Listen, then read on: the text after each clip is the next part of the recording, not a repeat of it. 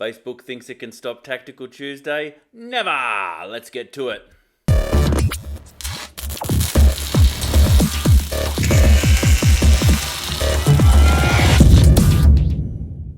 Yes, it's Tactical Tuesday, and my name's Russell Pearson. We're here for another little bite-sized tactic to take into the rest of your Tuesday and into the rest of the week. Now, funnily enough, this is not a bite-sized tactic on the show today. Today, we're actually going to be talking about something a little bit larger than maybe we talk about normally, and it's going to be around the subject of purpose, as to why are we doing the business that we are running? Like, why are we doing what we're doing? There's all sorts of people talking about purpose out there. There is Simon Sinek talking about his why, and if anyone's heard me for any length of time, you'll know that I'm a little bit cynical of Simon. He always tries to make stuff a little bit too simplistic when it comes to every person on this planet should be creating a purpose that is heading towards a higher goal, a higher outcome for us as a species. I think it's a little bit difficult as a business owner to have to look out there and try and make it all about the rest of the world when you're just trying to actually earn a buck and look after your own family and look after your own patch. So what is the purpose for the business that you're running? Because literally you could run any type of business. There should be a reason, even if it's just that this is something I really, really enjoy and it's something I want to continue to get better at. It can be as small as that. It doesn't have to be some big global purpose. But what I want to talk about today is the idea of mission statements and maybe moving that to manifesto. So for years, brand strategists and business strategists like myself have actually been talking about vision, mission, and values. And when I look at those sort of things, I've always thought it was confusing that vision was at the top, because how could you define what something looked like if you didn't know what you were trying to do, what you were trying to actually accomplish? And so I always flipped the mission around, and I created a relatively effective way of measuring a mission. And what I might do is I'll see if I've got a pen here that I can put it up on this board. But the idea is the mission structure I always looked at, because there was all sorts of flowery nonsense mission statements out there, and they almost seemed like they were written down once, put in a drawer, and never seen again. But the mission statement I came up with years ago was actually quite useful for something you could use on a regular basis and tie all your KPIs to, your key performance indicators. So, who are we working with was the idea.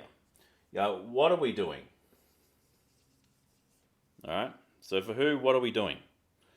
Where are we doing it? Are we doing it locally? Are we doing it globally? All this, the where. And then how are we going to measure that? So who, the audience. What are we doing? So the outcome. Where are we doing it? Literally the location.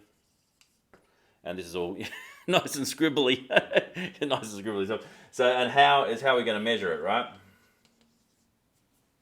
Now that is, I feel, like a very, very useful mission statement, because the big key here is that it is actually measurable, whereas most mission statements are not. Now, that being said, this can be a little bit bland. We can get stuck in the technicalities of things and the quantification of things sometimes, and often we don't know what the quantifiable thing is when we start doing the work that we are doing. I'm just going to turn off this little doover here. So I like the idea of moving from the mission, as in the simple structure of a mission, through to something a little bit more complex, which is maybe the manifesto. So from mission to manifesto, and that's where we really start to see less of the quantifiable and more of the heart. And I will discuss what I mean around that, because when we're trying to run our businesses, there are multiple different aspects, and quantifiable doesn't always do the job to inspire ourselves as the drivers within the business, the team that we've got around us, and certainly our clients, who are hoping, especially at this point in 2021, that we are actually trying to do something to help their lot in the world. That doesn't have to necessarily help the world. It could just be helping that patch just in front of you, which is you and your clients and your family and those people that you care about in your own circle of influence, right? It's great, the triple bottom line. If you can go out there and you can save the planet at the same time as running a business, I think that is fantastic. But I don't think it's the prerequisite of running a business to save the planet. I think that I'm very much in the do no harm category. So think of me in the medical space, all right?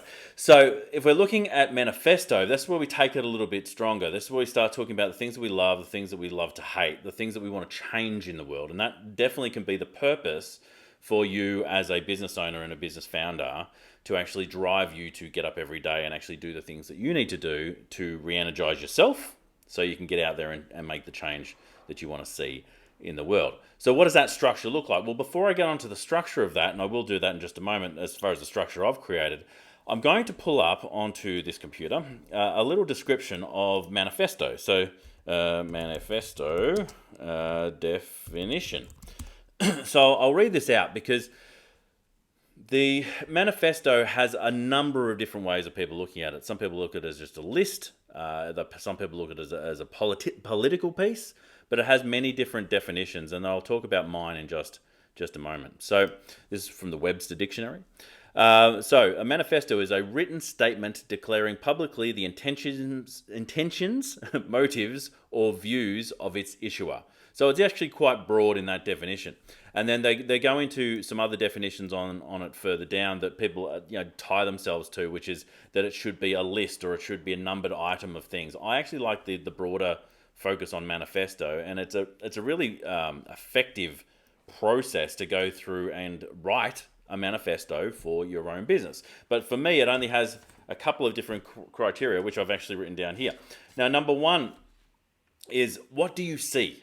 All right, so you as the issuer, as the writer, of the creator of the manifesto, what do you see out there in the world? What are you going about seeing? And ideally, you would write this down, and this might be 1,000 words.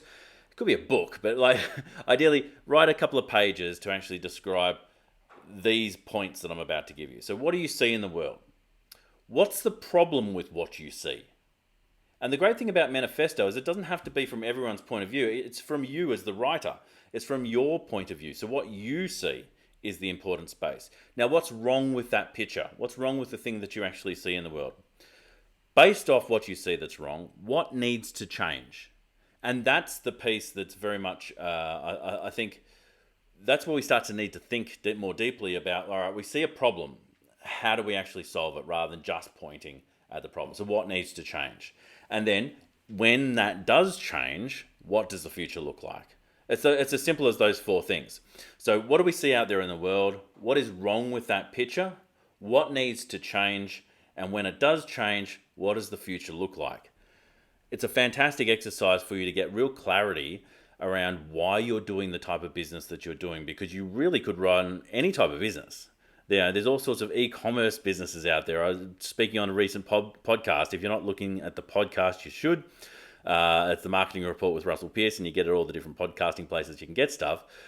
But we talk about e-commerce, and we talk about what sort of products are selling out there. Well, there are all sorts of products selling out there, and the person that I interviewed, he was the shoelace king of the internet, and he was selling shoelaces. So there is millions of dollars you can make in shoelaces.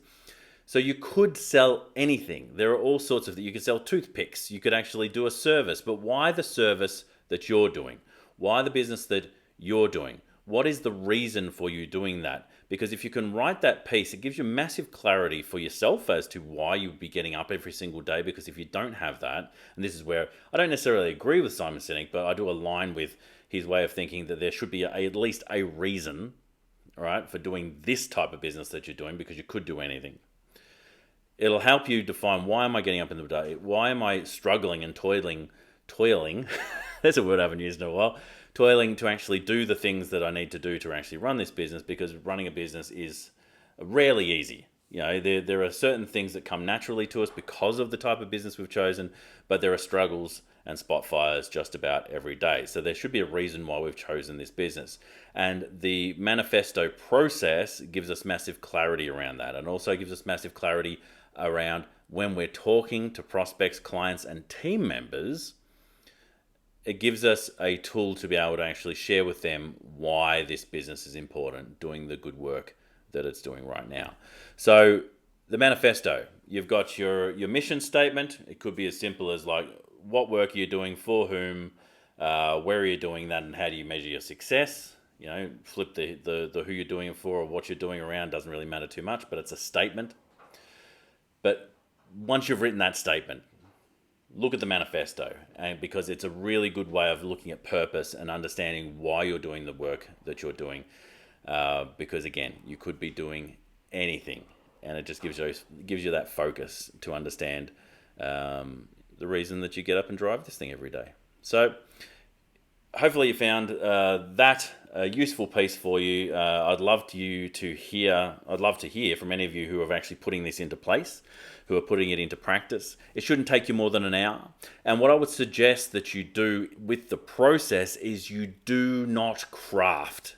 Don't try and wordsmith this document. Try and have it just come out raw and as real and as rough as it needs to be to have truth in it. Because it shouldn't be crafted in the way so many people are crafting their vision statements and their mission statements. This should be a piece from the heart, and you can go back and refine it to go, actually, that's not correct.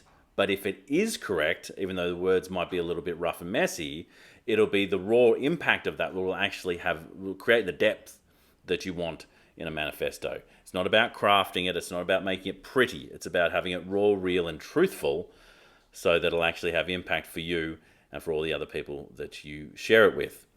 If you would be interested in more of this content, join me again next Tuesday, because I have a Tactical Tuesday every single week on a Tuesday. And we get it live, hopefully live, from the Future Proof discussion group, which is where we go live with these sessions. Unfortunately, Facebook won't let me go live, whether it was with my phone or my laptop or anything today. So there's something clearly going on their end.